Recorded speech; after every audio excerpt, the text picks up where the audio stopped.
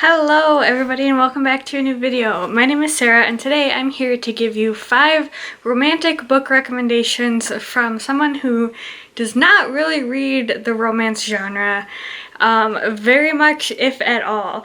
The kind of contemporary or like quintessential romance genre is not something that I normally gravitate towards, but I do love a good love story, and so I do have some recommendations. I meant to do this back towards like around Valentine's Day, never got around to it. If you kind of have been keeping up on my videos, you'll have known that I didn't make any videos in February except for like my January wrap-up.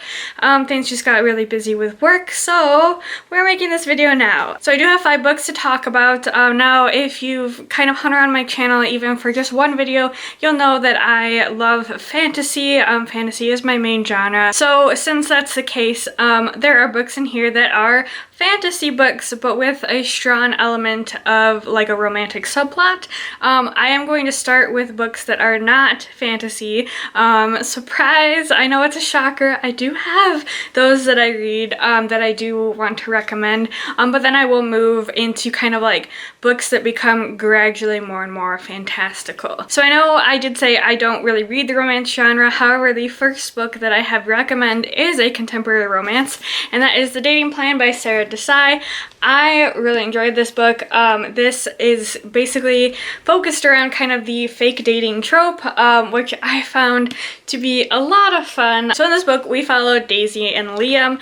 Daisy is a software engineer. She's very logical, kind of cold-cut planner, definitely does everything to a T and always makes sure she crosses her T's and dots her I's. And her family has been pushing her to look for a steady boyfriend and get married, but she has like zero interest in that, and just wants to focus more on her career and kind of herself and her small circle of friends and everything, and just doesn't really have an interest in getting married or committing to a serious relationship. And then we have Liam, who is kind of the complete opposite of Daisy. He is more of kind of a almost roguish kind of personality. He's also a very laid-back, relaxed type of person, doesn't really plan a whole lot of things, and just kind of goes with the flow. And he is in a situation where a family member passed away, and he's going to be willed a large sum of money, but only if he meets the condition of being married by the end of the year. And so the two of them actually know each other from kind of childhood. They kind of grew up together. Liam was Daisy's brother's best friend, and he also happened to have broken her heart in high school by standing her up for prom, but they happen to run into each other. They decide to agree to pretend to be engaged and go on a series of fake dates in order to legitimize this engagement, in order to kind of mutually benefit each other. But their agreement is that they won't fall in love with each other, and that the will gets sorted out. They will then kind of part their own ways. However, of course, it doesn't go as planned.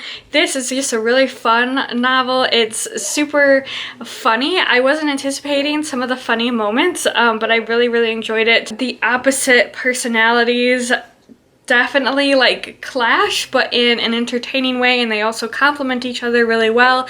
I really enjoyed their banter. I thought that they had really good chemistry together, and they were just really fun to kind of read from both perspectives and root for, both personally and then as like their relationship as well. And yeah, I really enjoyed this. It took me by surprise. I think this is a good contemporary romance that I actually don't hear people really talking about at all. So if you're looking for one, this is a recommendation.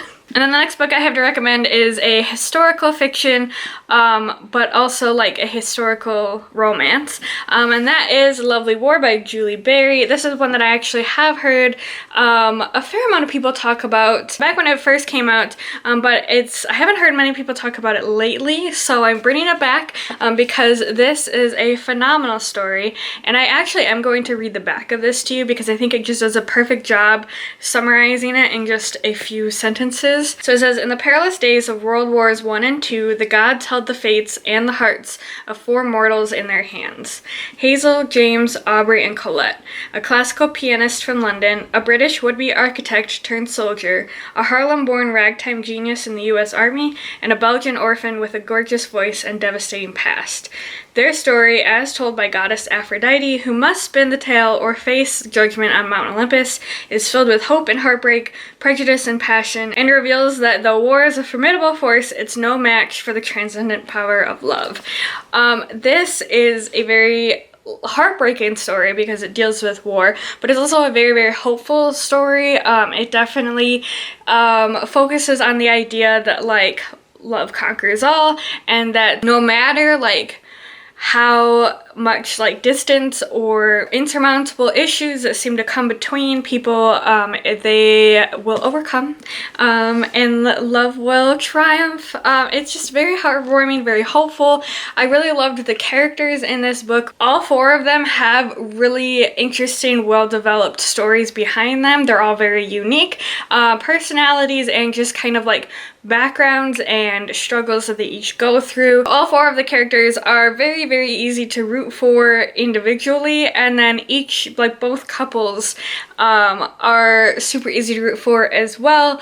They're just really well written. I loved the dynamics between both couples, and just kind of watching as everything unfolds and things, you know, threaten to come between each couple, but you know, they struggle through and they push through and they hold on to the hope that in the end they will be together, and it's just very, very hopeful and romantic. I don't know how many times I'm going to say that, but I really enjoyed this. I also really loved Barry's writing style, and I loved the idea of the Greek gods like kind of watching these 4 mortals and how much like care and attention Aphrodite has for both couples.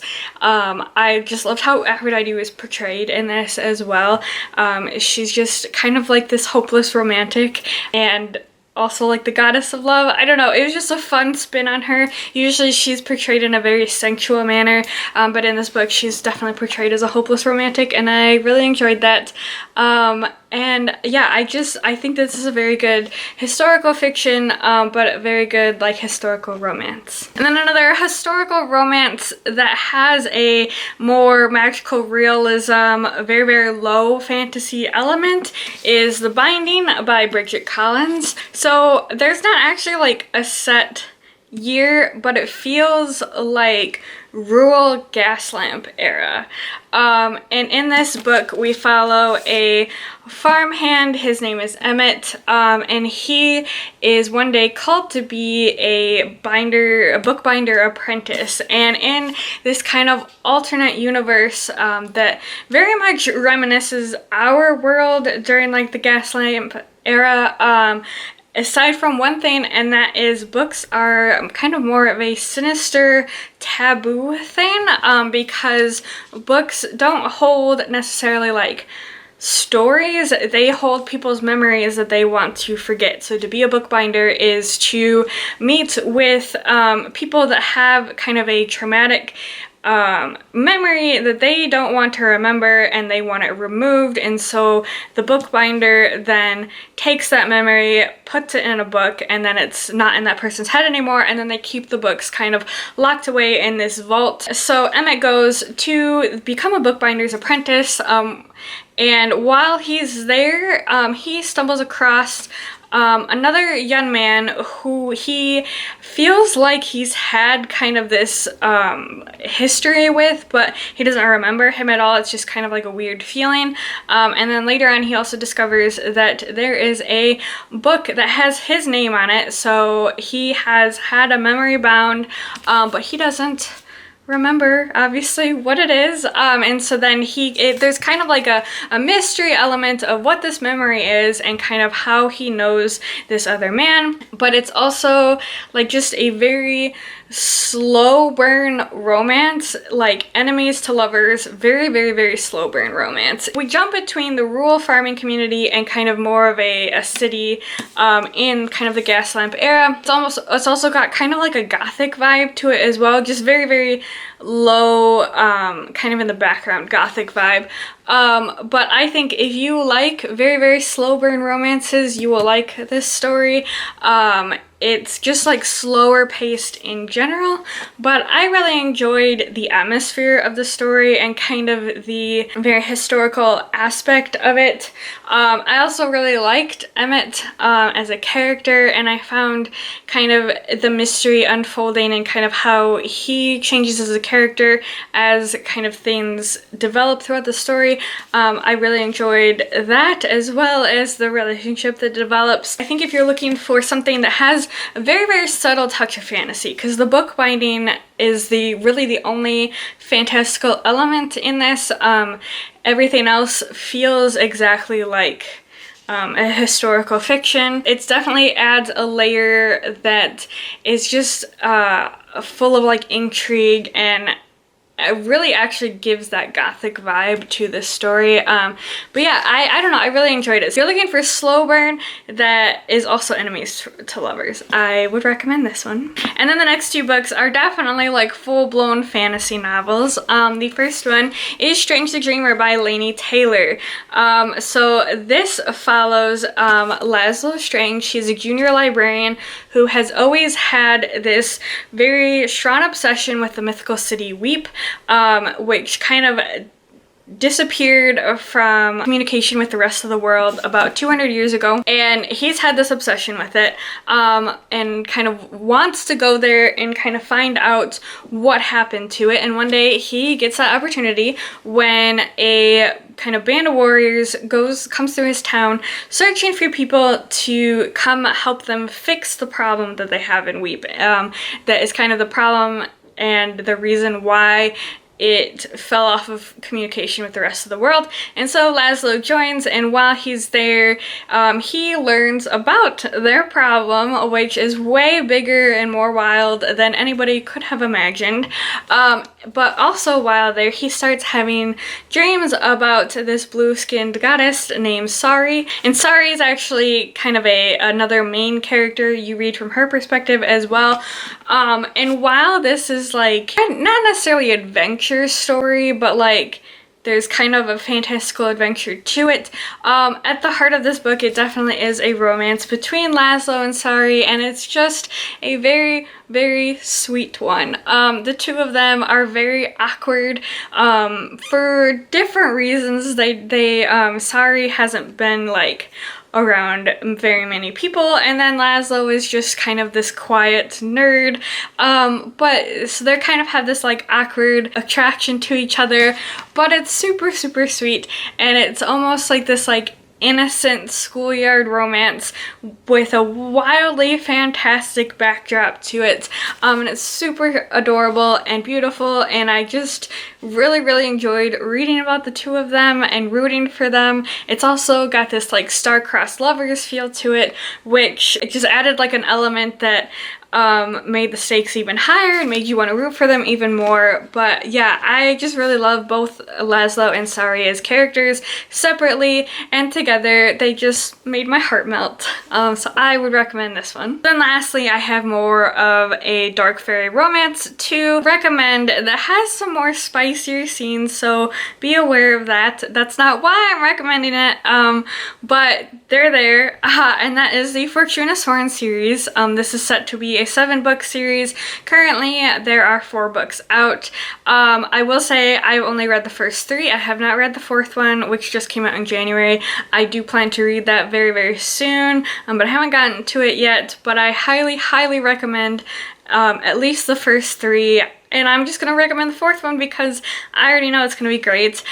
So in this book, we follow Fortunas Horn. She is a nightmare, meaning that if she touches anybody, she can sense their biggest fears and kind of make them come to life for them in ways of like visions that are both visual and auditory. And she is currently the last nightmare because her brother a couple years ago went missing, and she's been searching for him, but has slowly been coming to dead ends with all of the leads. And one day a Fey man comes up and says that he knows where her brother is and will help her find him if she agrees to marry him. And so there's like the marriage of convenience trope, and it's also kind of enemies to lovers. And I think the reason why I recommend this is because Fortuna and Kalith, the Fey man that asked her to marry him, have some really sweet scenes,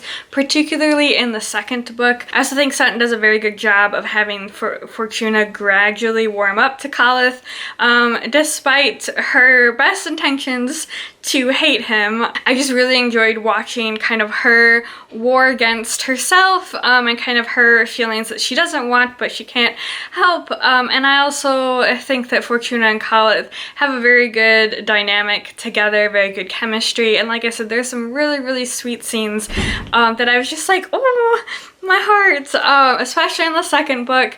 Heads up that there are some very big trigger warnings for this novel, or for this whole series. Sutton does a very good job of listing those at the end of the synopsis for each book definitely on Goodreads. I think they're also just on the back of the book if you get the physical copy. I read them on my Kindle, so look into those because there are some very heavy and dark topics in this book, but I think that those dark moments really make the light, happier moments shine all the more brighter, and they're just all the more sweeter for the dark situations that they are surrounded in. But yeah, again, a really great chemistry between this couple and some really sweet scenes, so I would recommend this book. So those are the 5 books that I would recommend as a non-romance reader for someone who wants kind of a romantic story. I just really love all of those couples in those stories, and I think that they're really sweet and fun to read about and really easy to root for. So if you've read any of these books, or I've kind of struck your fancy for one of them, I'd love to hear your thoughts in the comments below. If you have any recommendations for me, of course I'd love to hear them. I'm always looking for new book recommendations. But thank you so much for watching. I hope you consider sticking around and subscribing if you haven't already. But as always, I hope you have a great rest of your day, and I will see you in the next video. Bye!